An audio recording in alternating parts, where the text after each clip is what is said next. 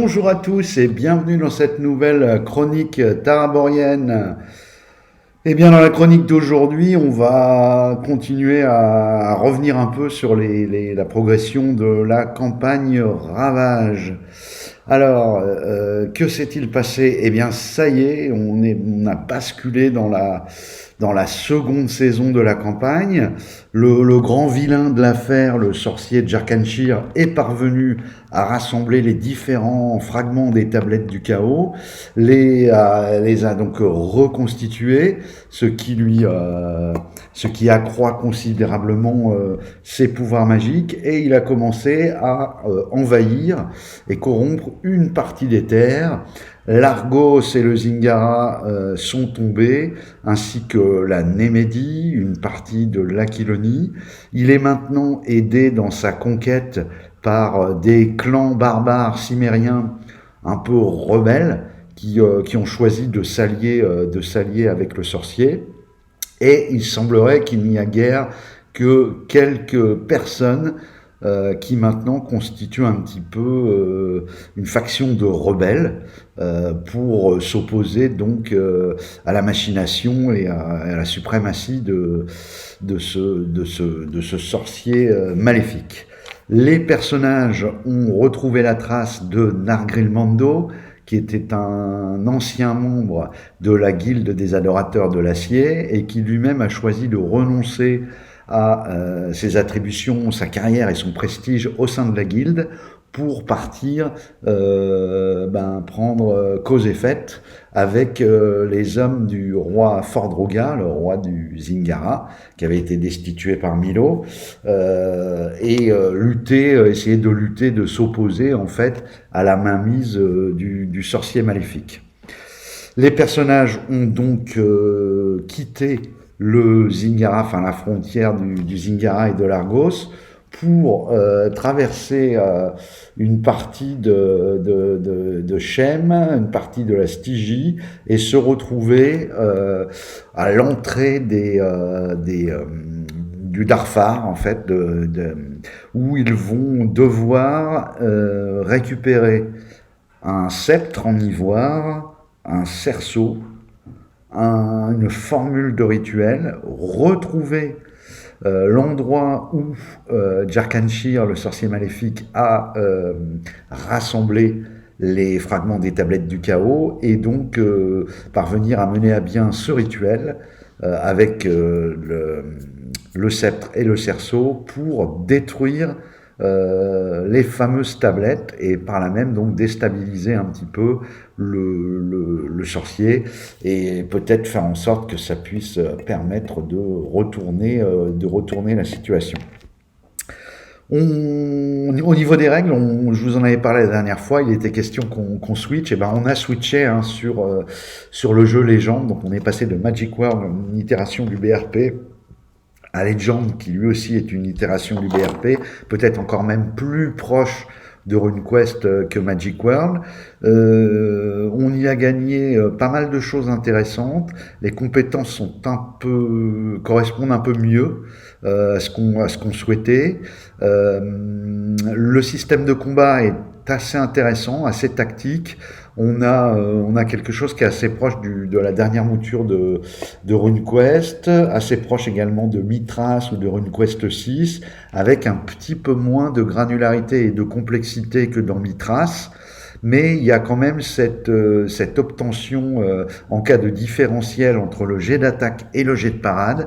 Il y a quand même l'obtention de manœuvres qui sont soit donc des manœuvres offensives lorsque c'est l'attaquant qui a un différentiel, soit des manœuvres défensives. Alors ça fonctionne plutôt pas mal dans le cadre de combats opposant des humains et des créatures avec des armes, parce qu'il y a également des règles où il faut passer sous la garde de l'adversaire lorsque celui-ci a une arme plus longue que la vôtre. Il y a aussi des petits changements, à savoir la taille de votre arme de parade est comparée à la taille de l'arme d'attaque, et du coup, des fois, vous ne pouvez parer que la moitié des dégâts reçus.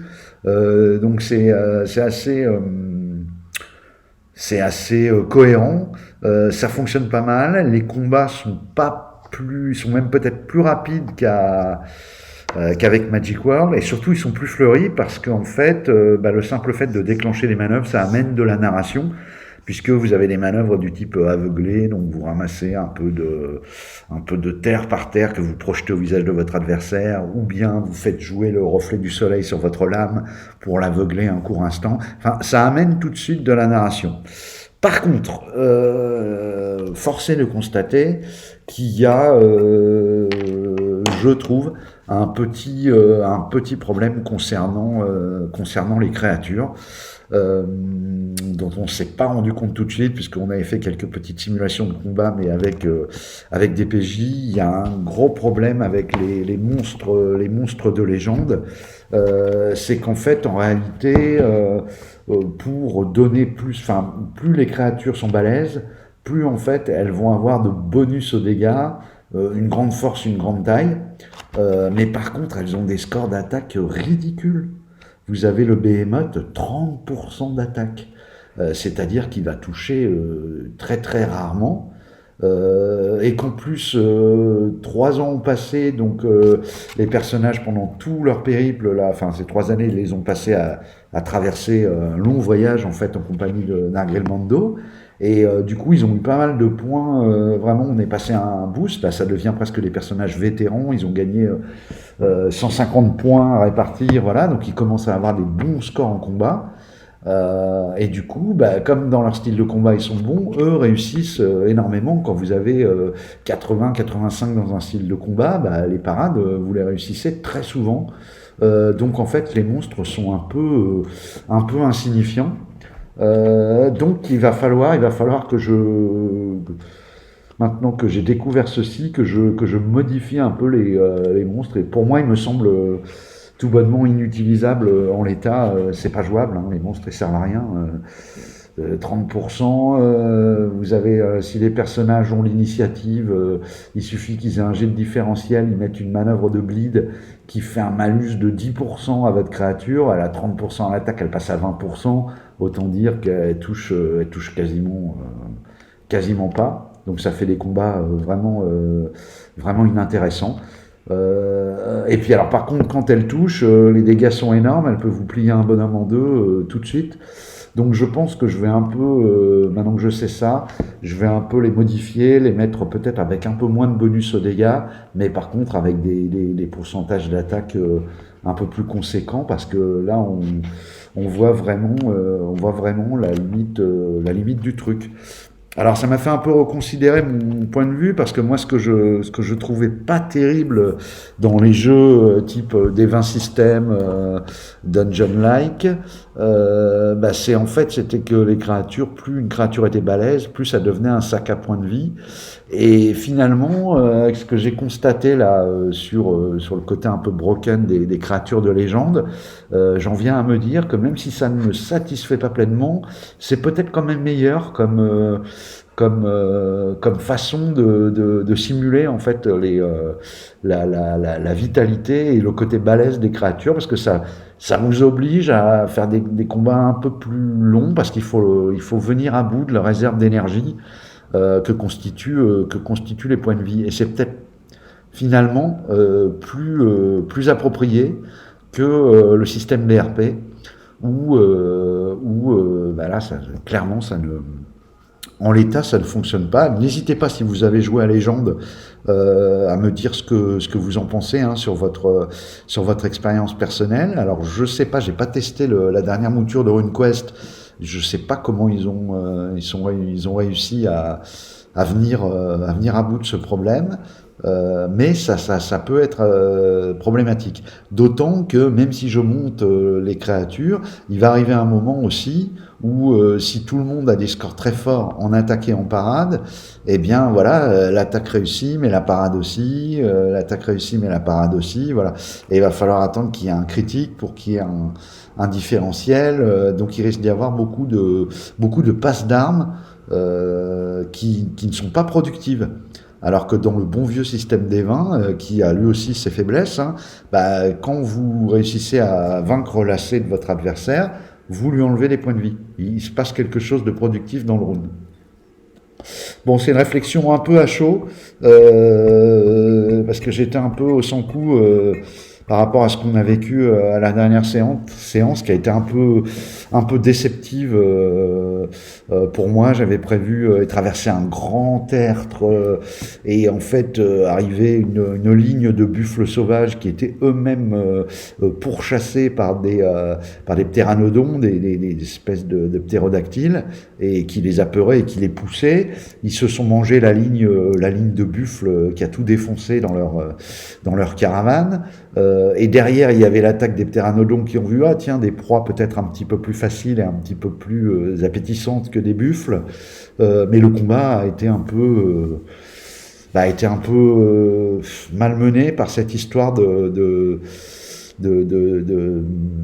caractéristiques, enfin de stat block de créatures qui paraît pas trop gérable. En tout cas, voilà, dans le vif du truc, j'ai eu un petit peu de mal à gérer la scène, donc j'étais un peu déçu de la séance. Voilà, quoi qu'il en soit, la campagne continue, les joueurs sont contents, on est enfin passé à autre chose après tout leur démêlé dans Zakara la pourpre où ils devaient retrouver un collectionneur, voilà, ça a occupé une bonne quinzaine de séances au total depuis le début de la campagne, avec au moins 7-8 séances dans la ville de Zakara. Donc là, on passe à autre chose et ça permet de voir aussi que c'est vraiment bien pour la dynamique de la campagne à un moment de clôturer un arc et de passer à un arc différent. Ça remotive les joueurs, ça redonne du souffle à la table, ça remet un peu... il y a un regain d'intérêt, un regain de motivation. Donc ça aussi, il faut... voilà, petit conseil, pensez-y à pas faire des trucs interminables et à bien avoir à certains moments des résolutions d'arc qui permettent de remotiver un peu et relancer un peu la table.